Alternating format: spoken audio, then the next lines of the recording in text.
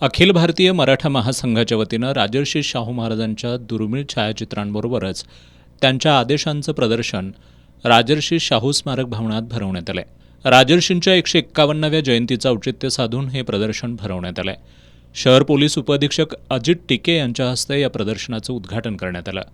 यावेळी बोलताना टिके यांनी राजर्षी शाहू महाराजांचं कार्य आजसुद्धा समाजासाठी दिशादर्शक आणि प्रेरणादायी असल्याचं सांगितलं. या प्रदर्शनामध्ये राजर्षी शाहू महाराजांची दुर्मिळ छायाचित्र आणि त्यांनी दिलेले लेखी आदेश पाहायला मिळणार आहेत. 26 जूनपर्यंत हे प्रदर्शन सुरू राहणार आहे.